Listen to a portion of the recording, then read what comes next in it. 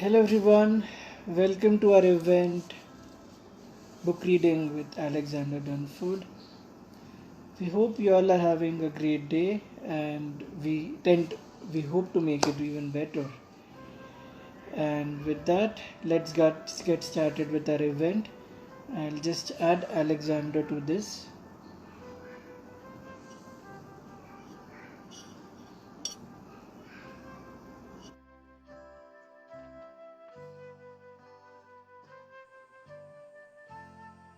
Hi there, how are you? I think we made it. We made it. We made it. Yeah. All right. Now everybody come back into the room. Oh yeah. Great. So tell me, Alexander, maybe let's begin with you sharing something about yourself. I don't know you much, so it will be great to know. Yeah. Let's see. Fun fact, I'm a father of two little kids. Both are still in diapers. And Okay. so I don't rest much. Um I let's was see. about to say rough nights. Yeah. for sure. Sleepless nights. I'm sorry. Sleepless nights, I guess. Yes. Yeah. That's they do warn you about that before you have children, and I just didn't believe them. So let's see. I have kids. I'm married to a wonderful woman. I live in New Hampshire. That's on the eastern side of the United States for anybody that'll be coming in that may not know where that's at. And I study English in school. I went back to university. Okay. And I finish in March. And oh, that's just some time back. yeah. So not too bad. I'm not that interesting, I don't think. But I obviously am a writer and love to write and get involved in all that good stuff. So how long have you been writing? Has it Most of my, at least adult life, I probably took it real serious towards the end of high school. I'm 32 years old now, and but I didn't pursue it professionally until maybe about a year and a half ago, about coinciding going back to school. I did the American rat race for a while, where I tried to chase a bunch of money, and it just wasn't for me. So yeah, got my start a little late, but been writing all along. Your poems are really interesting, and your blog is extremely interesting. I went through it. Yes, I did Thank go you. through your blog.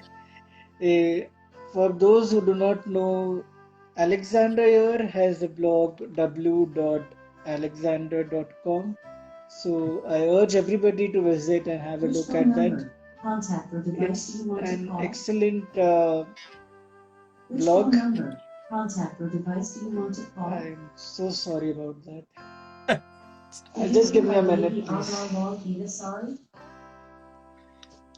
If it counts, my little boy turns ours on and off all the time. Yeah, something on those lines. I'm really sorry about that. Oh, that's okay.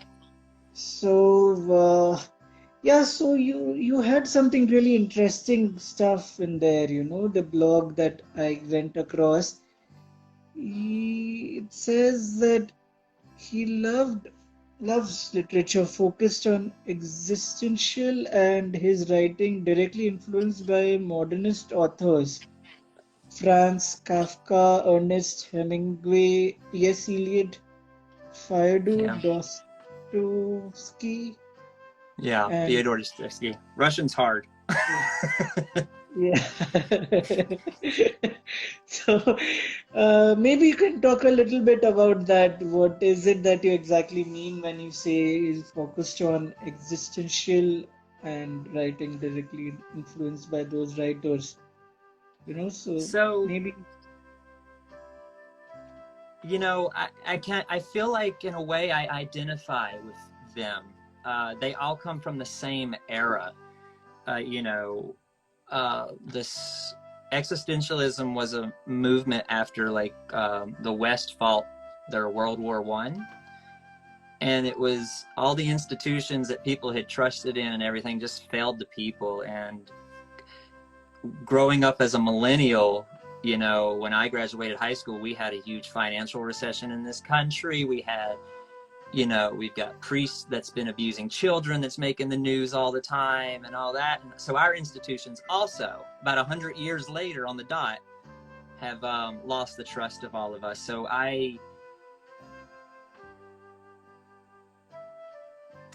it's all about that lonely road where, you know, you can no longer rely on your neighbor anymore for fellowship or anything. So like Franz Kafka, I really like because he has kind of That's that a long anti. time back. Why is it still with you? Like that's World War One, I think, was in the early 1900s, and it's why do you resonate with it today? What is it in your life in the present day that's coming out to connect with those thoughts? Well, I think the cliche that history repeats itself is here, and we are facing quite a bit of the same things, the same disillusion with the way the world operates. You know, recently in our country, we had an election. Before that, we had, you know, Donald Trump, which everybody knows who that was. and it's kind of the tipping point of society. It's kind of started to tilt over here in the West. And that kind of reminds me of like the C.S. Lewis warnings of, you know, a society that's just completely determined to build gadgets and lose all morality for money and war, and we'll wage wars just to have resources. And I feel like I've just naturally come into a protest, like, you know, Kafka, of the world that I'm living in, you know. And there's just no place, there's just not much place for artists over here anymore, for writers and things like that. And so I identify with the hopelessness of it, I guess. And that's kind of a sad thing to say, but it's an honest thing to say.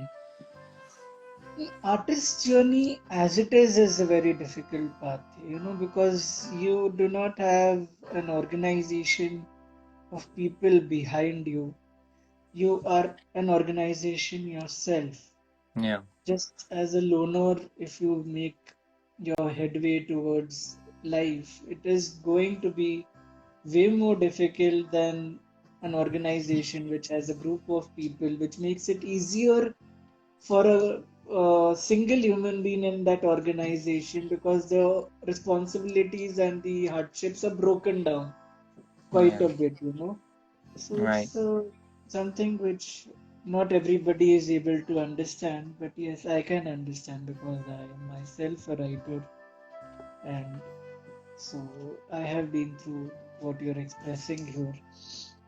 So tell me Yeah. something more like the poem that you've written in our book. It's not easy. It's also really interesting, you know. I read that poem again today. So would you like to recite it and then we can talk a little bit more about the poem? Of course. Of course.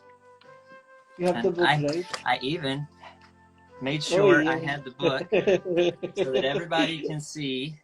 Oh yes. Very, very there. So excited to talk about it.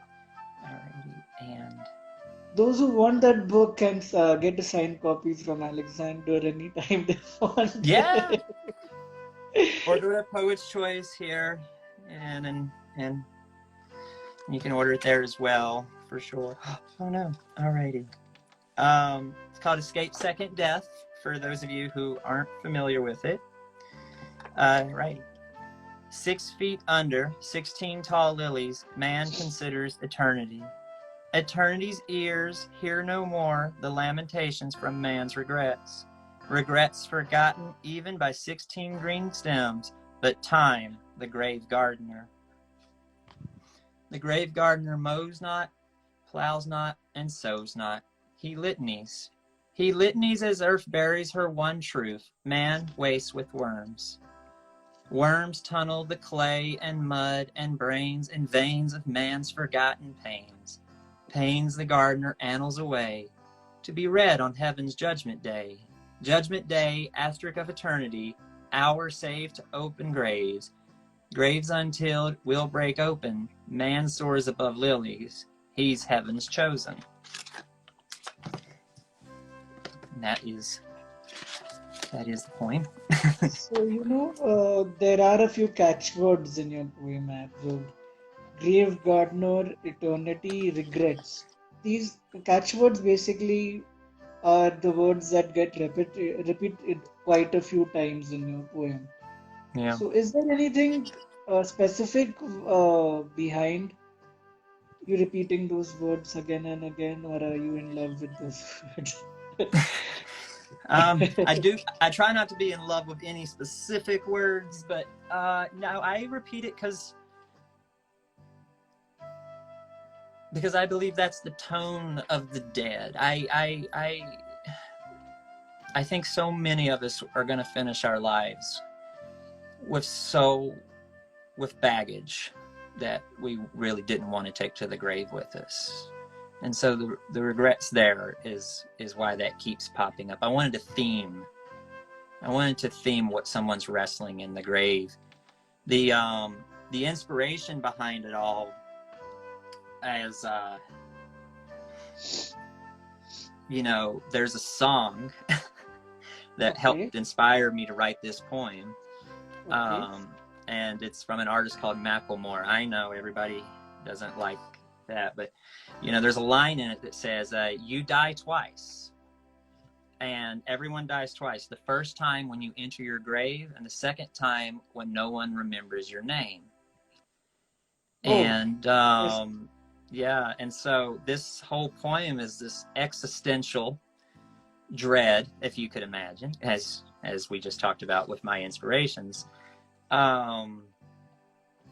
It's the thought of fading into nothingness frightens me, and I'm hoping that there's something. I identify as a Christian, that I hope there's something on the other side that's not going to forget me, that there was some meaning to life, that there was some reason for all this. And so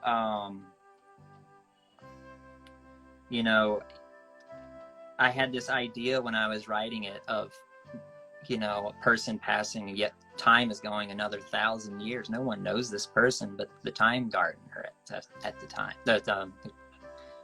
So there are two things that came to my mind. I was reading through your blog and I related with your poem through one line that you said over here. My sin is serious. I cut myself off from community.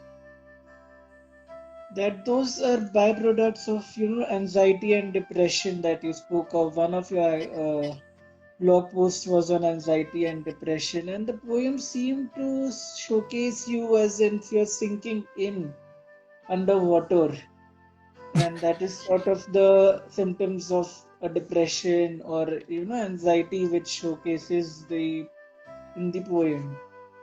Which is why you died twice. What you're trying to say, it seemed to me like you're trying to portray the time phase where you're going through depression.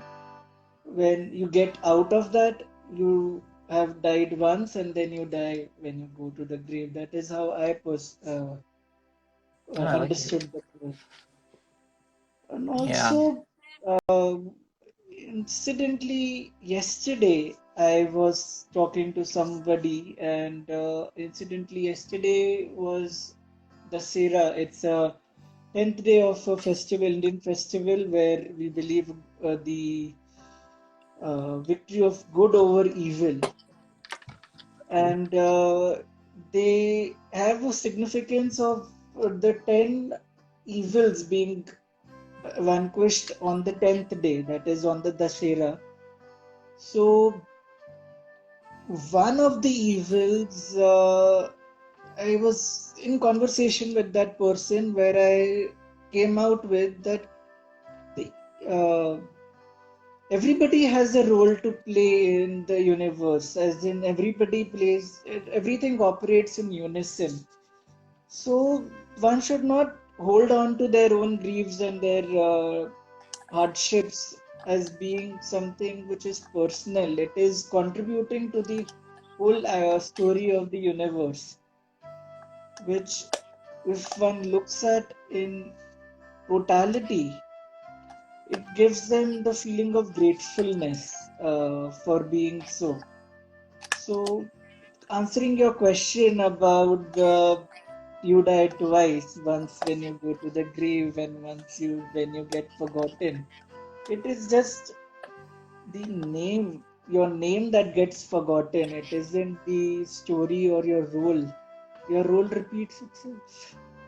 So, but So one would that one hopes. that's my Yeah, philosophy. that's beautiful. Yeah. Yeah. Yeah, it's I do struggle with those things, and that's I'm working on all that, and it does come out in my art. I yeah, it's a tough world for a guy like me out here. but I am so grateful because I'm so blessed, and I'm glad to be touching people now. So Yes. Everybody makes a difference, and you are truly making a great deal of difference. I've read your work in your blog. It's something really interesting. And also, I'd like to express my gratitude to you for sharing everything about us in your blog. oh, of course, I'm so proud to be with Poet's Choice with this, and I am so excited about it all. And you know, I just really believe that what I wrote there wasn't just so much for me, but for the angst of so many. Um, Not that we should be trapped in our darkness, but that, like you said, we aren't. There will be an escape. We will be fine. At least from the Western perspective on that, I guess I have to understand that.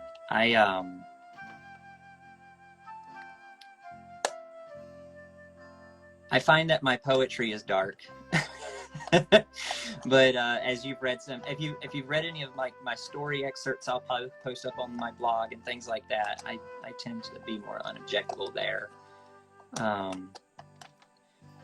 That's When the poetry is dark, somehow the person, when one speaks to that person, it comes out the very other way around. When the poetry is good, then the person you're speaking to, it seems like, okay, this person is dark. yeah, So right. it's so Yeah, ironic. we call it That's over how. here the Robin Williams complex. He was a famous comedian who everybody loved and was super bubbly, but he suffered inside so much, so Okay. you wouldn't know it. That's what I was saying. Now, I also came across that you had joined a writers' club where you read out a story experiencing criticism, expecting criticism, but instead you got applause from them, and then you were all right. You were like, okay. So what was you would like to say something about that experience? Yeah, so I believe that was this April this year or March. One of around that time I joined. New Hampshire's full of writers. It's New England is what it's all about. And we have I joined a local writers group. I hope some of them are watching right now. And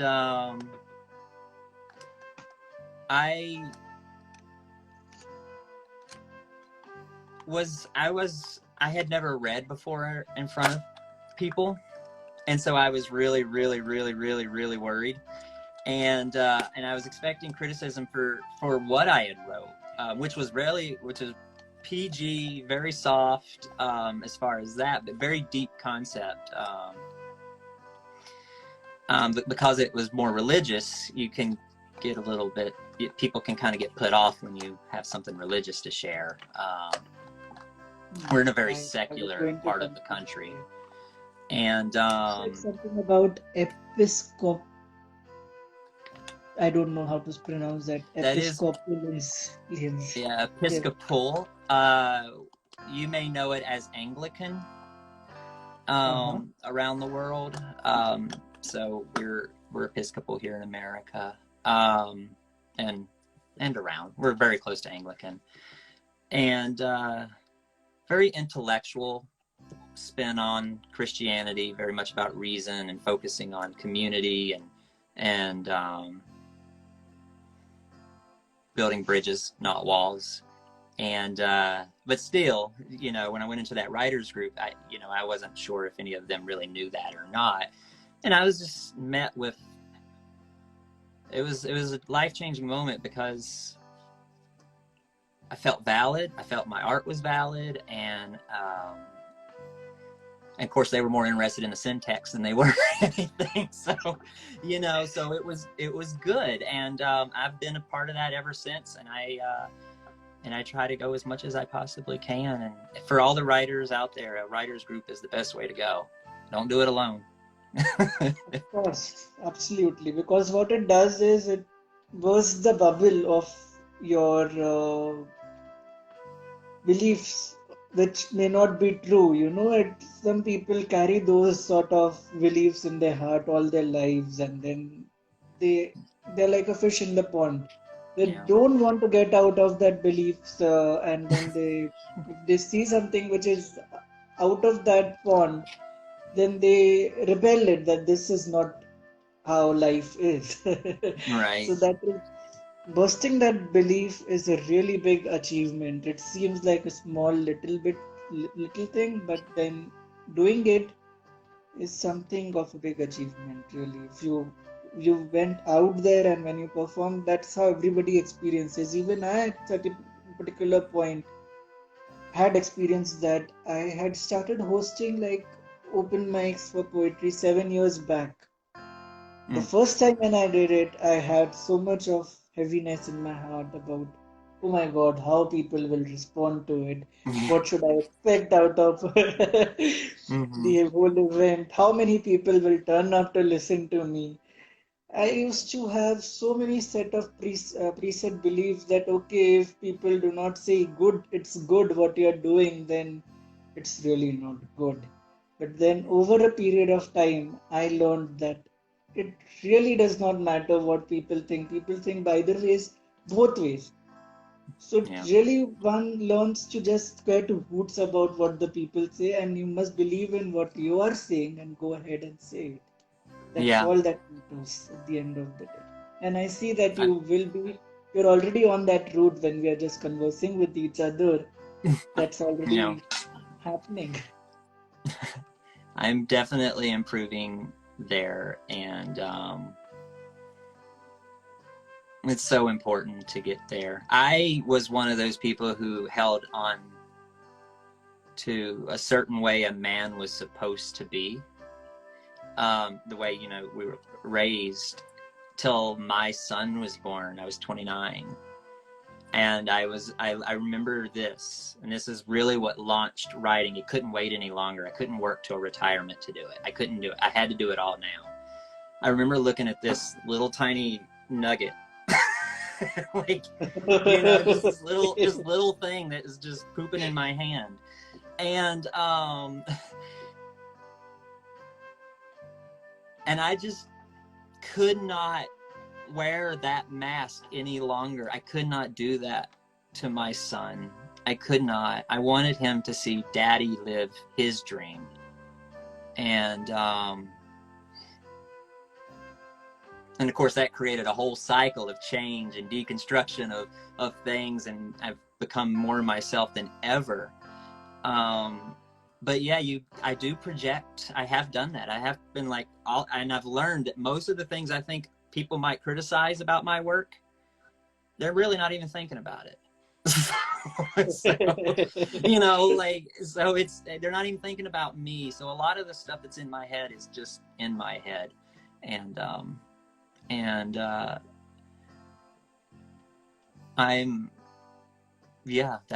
that's the real story behind it all. I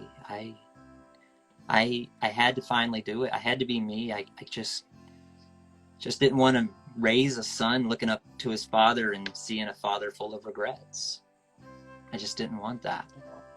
I wanted him to, you know, my dad always told me, you can do anything you want to do if you put your mind to it. But I don't know if I really saw that in action, but I want my son to see that in action. You know, whatever he wants to be, I don't care, but I want it to be what he wants and not what society wants. So it's really powerful emotion that being a father can make. It's a hard turn. You don't even, like, the whole 9 months you're waiting, you're still the same person, but the moment they're born, it's okay. I have not yet experienced that, but I do look forward to it. Yeah, it's a huge conversion process in the brain. It is. You just rewire all of a sudden. So I think it is just a jump into a different zone or a phase of life. You just level up, kind of thing. You can never be the same person before how you were before. yeah. Like how I am today, I may not be after I become a father. That's what I can say. Yeah, for sure. Maybe the same thing with you. It might have been the same. Yeah, definitely a different man, and I have them to thank for that. So one day when the novel's done, I'm gonna dedicate it to them. So So let's put some light on your Anglo American. I think that's what you said, Anglonian or Episcopal. Episcopal. Yes, from what I see in the Wikipedia, what it told me, I am not so familiar with that term. Is that those people who do not believe in the authority of the Pope, that's the bishops, whereas Catholics have bishops, but Catholics do not let the popes and priests marry. In this case, the priests and popes marry. So any which way, Yeah. that is just a dictionary definition of what the belief is. How does Yeah, that that's influence you in your life? That's what matters to me and to the audience here who would like to know what your beliefs are. get a message to share the gospel. All right, I have to take the opportunity. So I tried a bunch of different faiths and things over the years, trying to find. I've always been searching for God, for the divine, for something, for reason, and I've been Catholic. I've been Pentecostal. That's a very American style religion. But when I found the Episcopalian, or church, I found grace. I found freedom. I found we do not elect a pope. It was joked to me once that we're a great faith for people who really love the British Queen but aren't quite sure about God sometimes. So, but no, in reality, we're just a community first, where we believe in loving your neighbor first, not yourself. Anything first. You love them as you love yourself, and you love God with all your heart. And that can vary between the people and what that means in their own lives. But that any action you take that isn't promoting, love to your neighbor, isn't helping people, isn't caring for others, you're not doing God's work. And we believe in God's work is mercy. And but like the Catholic Church, we still have the Eucharist, the communion, and but everyone's welcome. You don't have to be Catholic. You don't even have to be Christian, but everyone's welcome to experience grace and Jesus. And so I found it very freeing to be there. One, we're the faith of C.S. Lewis, you know, everybody knows him, and you know, Charles Darwin. So we've got the whole intellectual concept going on, but we've also I've just never been part of an organization that's so committed to their community. You can see their fingerprints everywhere. And America, a lot of our religious churches are more internally focused, which, like, on the congregation or the people who focus. And I'm not criticizing anything, but this one's very focused out. You know, we focus out, and like the church that I serve as a vestry member at, which is in a leadership role, is you know, we have a soup kitchen that partners with us. We have a, you know, a thrift store that we help people that don't have any money to clothe their kids. We don't care if you're part of the church or not. In fact, most people aren't. We have addiction programs like Alcoholics Anonymous. We're all about just treating the symptoms of what sin has done to this world. We're not here to judge anybody for anything. We're here to call people into love. And we believe Jesus is the center of that love. But, you know, obviously God is God, so for everybody. So I definitely invite any readers and watchers to consider looking up the Episcopal Church. It's just a mainstream Christian faith. It's just more progressive in its makeup. We're just, I think if you're an artist or an engineer or gay or straight, it doesn't matter. Going on and on about this, the religion is something which we can keep on going on about. Oh yeah, for sure. Yeah.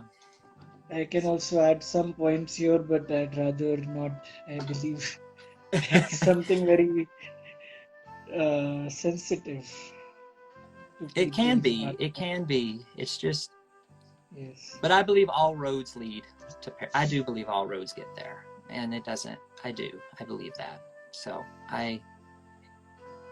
for me, it's my home. It's my home. You know. I just take this opportunity firstly to thank everyone who's watching us. And with that, I'd like to ask you, is there anybody you would like to have come on board and speak about you or talk to you in our show today? Let's see. If anybody want to come on and say nice things about me? Can only say nice things. And so we have Emily Pegg, we have Christy Hatfield Tabor, we have Mary, we have Dorothea Dunford, and we thank all of them that they are here. We have Kathy Olester, who is really, really supportive to join all our events, and she's listening to us right now. Yeah, I liked hers. Yeah. Well, if anybody wants to come on, throw it in the comments. Just let us know. Yeah.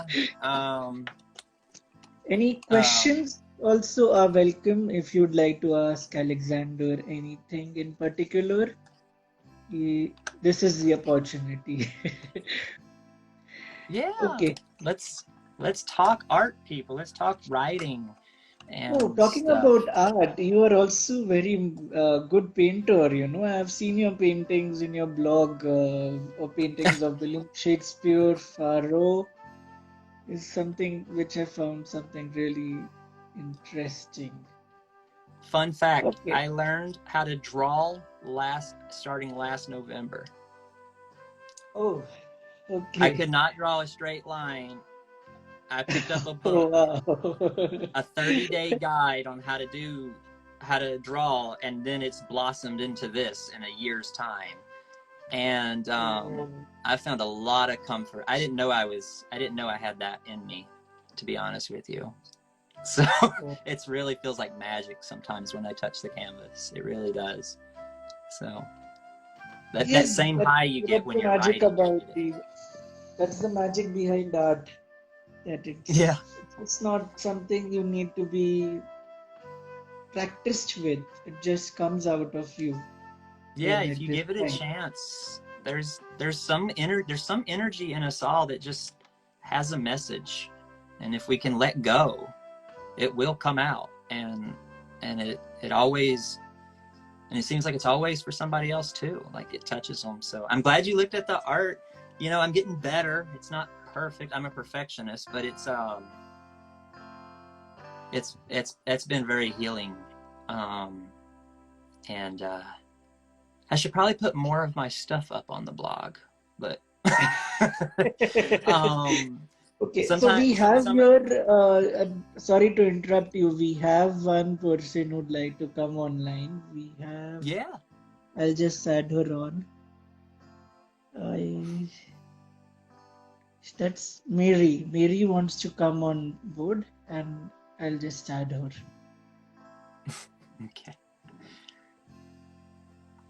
I know who that is. Okay. Hi there. Hello, Welcome sister. to the show. Hi. So let's hear you. What would you like to say? Alex, I'm proud of you. I've been with you since we were babies. And I'm super proud of you for everything that you've accomplished, especially in the past year and how much you've grown. And like I'm just super proud to be your sister. Well, thank you. Thank you for coming on. Yeah, I want to cry, but I'm okay. Yeah. Tell your friends, get them on. But thank you. Yeah, it's a big moment. She's seen all levels, and although we live like 600 miles apart now, we're closer than we were since we were kids. So, And I'm proud of you. Glad you're accomplishing everything you've wanted to accomplish in life, including being a father and with your writing and your art. And I have my Winnie the Pooh picture that you drew me still. thank you. Thank you so much, Mary. That's really encouraging for a writer as well as us that we've published someone really worthy and someone who has a lot of credit behind them and they have accomplished a lot. And I really appreciate you coming on and saying such good things. Thank you. Y'all are welcome.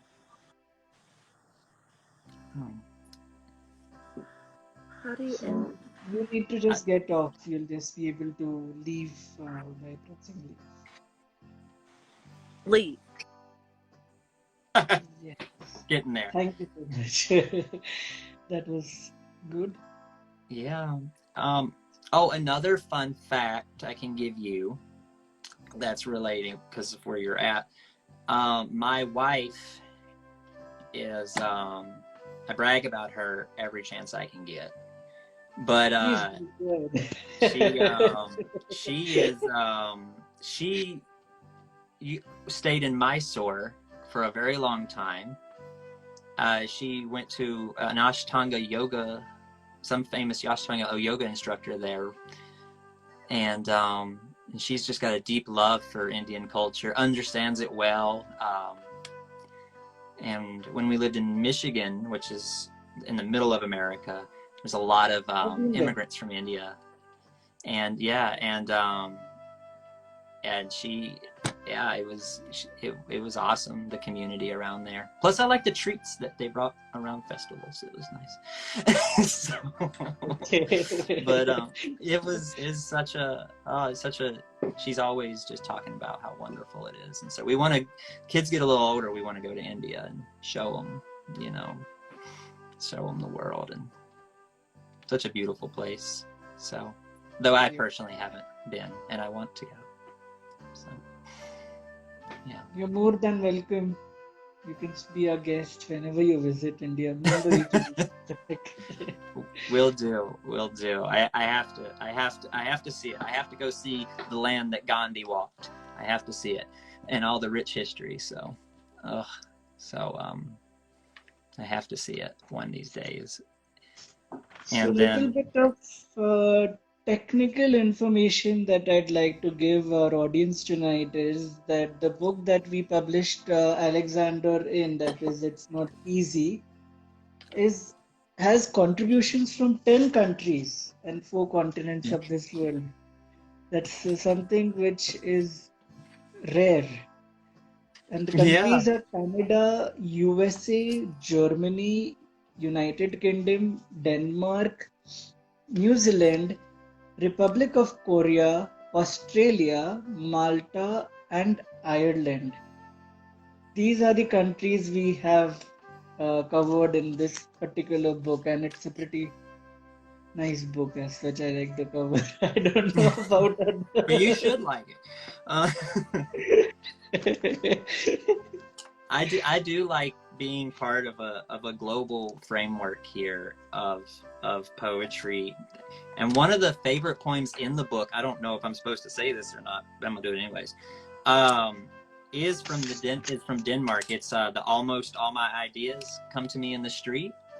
I love that poem. I love that. I have got to figure out how to get a hold of that Sarah Fredrickson and just tell her how amazing that is. I love it. I've read it 100 times. I'll definitely do that. So it is. There's good stuff in here. Really good stuff in here. It's so honest. That's the best thing about poetry, is that you can't write it well if you don't write the truth. Don't miss reading the back cover. That's written by myself. That cover's good too. So, Yes, that's written by me. I like that too. So yeah, you've gotta swing with words. So Thank it's you. I do, and I've enjoyed it, and I've recommended it to everybody, and I'm gonna keep recommending it because I'm proud of it, and I'm proud that it found a home, that poem, and there's something to it. There's one thing personal that I'd like to share with you. Your initials that you write, W. Alexander. I'm a graphologist, by the way. So I do Oh, have a lot of knowledge about when I read somebody's writing, I'm able to grasp what is there. In graphology, they dissuade you from using a full stop after the W that you have used, like W. Alexander. Maybe just remove that dot from your initials when you write. It will really go a long way and change a lot for you. I have had personal experience when I have done that with my own work sometimes, and I have seen the difference. That's good advice. That also applies for everybody who's listening to me, so that they also can retrospect on their own work and reflect upon if they are using a dot anywhere in their initials or otherwise also. Yeah. Some people use a comma, just a comma after their name instead of a full stop. That also is unadvisable. It should flow nice and easy. Yes. I didn't think of that. It does always affect trying to your hide my name, subconscious, I guess. It does affect your subconscious. When you are writing, it kind of disrupts the flow of your writing. Yeah. Not just in your writing, but even in your day-to-day lives, you might just drop back for a moment and stop before you start doing whatever you are pursuing. That is what goes into your subconscious when you put that full stop ahead of your W. That's how deep it is. You feel like it's just a full stop. Yeah, why are you making a fuss out of it? But it's really not. You're only one letter in and you're stopping. What's going on? Yeah. Yeah, that's good advice. That's advice I've that must make it real, because I've heard that before. Yeah. And so just recently, so now I'm thinking there's something to it for sure. So maybe I will make a correction there before the name gets out there too much. Yeah. You can't rebrand once it's out too far. So, but yeah, that's good advice. Because I go by my middle name, Alexander. So W stands for William. Sometimes I think about changing it to just William Alexander. I think that sounds pretty, but I don't know. I think either way it's fine as long as you don't put that. As long as the dot's out of We there. have one J Rata. She says, "Hi, good evening." So yes, welcome to the event. And Hello. I think Join we us. don't have any questions coming in. So with that, we'd like to ask you, Alexander, is there anything else that you'd like to share with us tonight? You mentioned something here in your blog again, the miraculous rise of Phyllis Wheatley. I'd really like you to talk about that. I found it really interesting. If you'd like to share anything, okay, I'll share what the backdrop is. She's an African-born slave woman who used the power of poetry along with her respectable connections, to challenge and reverse many of the prejudices that plagued her sex and race, and later her genius helped inspire the abolitionist long campaign to abolish slavery. Yeah. That's really powerful stuff there. I'd like you to maybe highlight or say something about what inspired you to write about her. Phyllis Wheatley is one of those masters that are touched by the divine with art. She came to this country before it was the country. 5 years old, I believe it was, in chains. She was sold into slavery and to Boston, Massachusetts.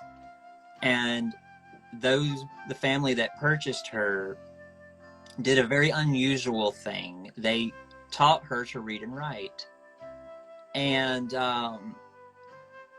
she grew up to be just renowned.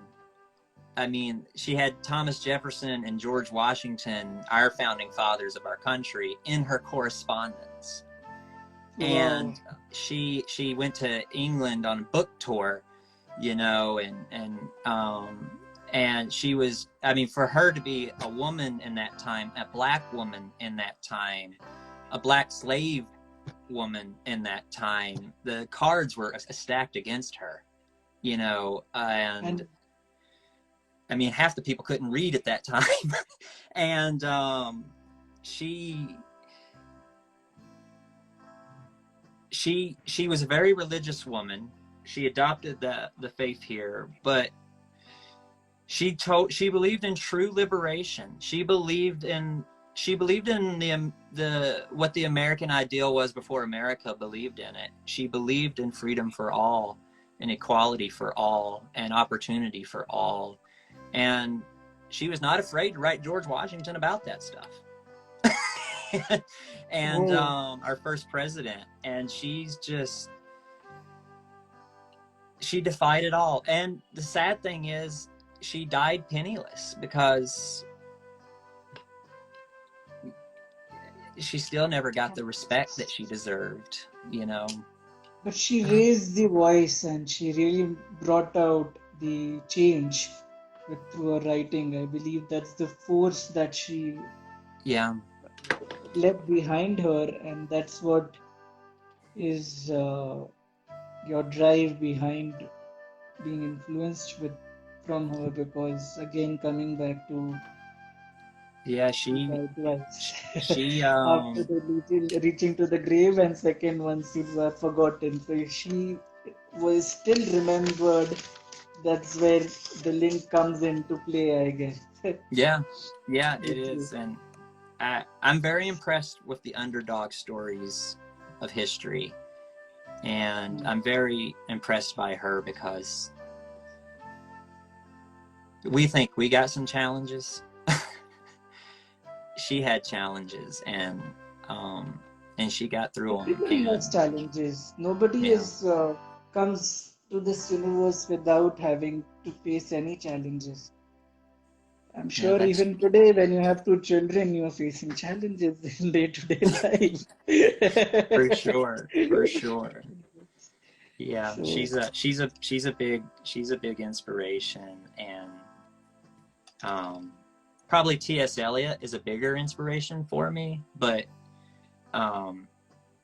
what her about her story. what about T.S. Eliot? What about T.S. Eliot that you find inspiring? We're going back to the modernist thing. Uh, um, No, but then I think when I see, he was a real student of humanity. He really understood the psyche of like the masses of what people do, and on the individual level. His poem book, The Wasteland, is not only a masterpiece, but there's a particular place in it where he talks about watching the crowd in London walk, under a clock, and how soulless it was, this new industrial revolutionary world where everybody worked on a clock, worked on a whistle, worked in a factory, how the world was losing its soul. And I feel that same way too. I can kind of get a little against ultra capitalism, and not anti-capitalist at all, but I can get against ultra capitalism in that today too. So I respond to him that way. It's like these people are all pursuing stuff, but they're not touching each other. We're not in community anymore. At least here, you barely know who your next door neighbor is, and he caught that 100 years early, and he warned us that it was going to happen, that the world was going to lose its soul, that we were going to so do you pursue. believe that we've lost our soul with the current era that is living today with digitalization and lots of other things involved? Has the world lost its soul? Before I answer that, there's a question here from I don't know, M. Mrs. Pig, I believe, or Miss Pig, or um, that's. I have a. What's the favorite book you've read so far this year? What's your favorite book that you've read so far this year? Well, I've read 54 books so far this year. So Wow. I'm a voracious reader. The best book I read this year, hands down, was The Midnight Library Okay. by Matt Hague. It is recently published too. I think it was published in like 2019 or 2020. But there's a future master right there. And if you've not read The Midnight Library, I think it's eye-opening. That's the best book I've read this year. Besides the book I'm in, it's not easy. But yeah, I have to say that one's the top. Definitely touches that existentialism, but with hope. It's some of the best literary fiction I think I've ever seen in my life. So about to get the shovel and bury Hemingway because he's old news now. So that's probably my favorite. My second favorite would be The Light Between Oceans. I think that one was written by an Australian author. So. The title itself is very interesting, Midnight Library, which I'll definitely look them up, and I'm sure Emily Pegg was the name of the poet who asked you that question, and she'll Yeah. definitely be interested in those two books now. Yeah. So with that, I think I'd like to first take your approval whether we can use this video. Yeah, of course. Throw it out Sure. there. Great. And I'll be sending you a written approval letter for this. Okay. And with this, we come to the end of the event. I'd like to thank everybody who joined us, and I'd like to thank you for giving so much time. And I had an incredible time here discussing about touching upon the various topics here. Sorry, I get a That's little sporadic. A little nervous. oh, that's the touch we need. The being yourself is what is most important, and I can see that it's really been an incredible event here. And I did read a lot about you, before I joined and I came in here with you, and I find that you're absolutely not that person who you write, and that's where you express yourself or expose yourself to be. You are someone else right here who I didn't know at all. And that's why these events really bring us together and make us know you and make us know each other as well. Yeah. And I'm glad that I could do this. Well, thank you. And yeah, it's funny how there's a disconnect in the art there, but I thank you. I'm so excited, and it's been awesome, and I have no doubt that in the future I'll try to bug you with other poems or something. But thank you for helping me realize this, and it's a big moment. It's a big moment. So I've got a picture of me in my living room when I first opened this up out of the mail. Okay. My wife took a picture Wow. of me when I was opening this up, and just how excited I was to see my name in there, and just So how do share excited. it with us. We'll definitely post it on our social media and share it with our readers. It was Oh, good to fair hear enough. this poet was really excited to share. Yeah, And that moment that he became a co-author in the book. Really yeah, glad. yeah. I'll have to bring it down, but maybe my wife can do that. But let's see, I'll tell her. But that was a big moment. That was a big moment. I was doing lawn care. Just dirty, grimy, but you know what? It was just a big moment. It is a. I think Alexander will need to sign off here, and we'll catch up again. I'm really Alrighty, sorry will for that. do. Thank you, and have a Thank you so much. fun Have a time. great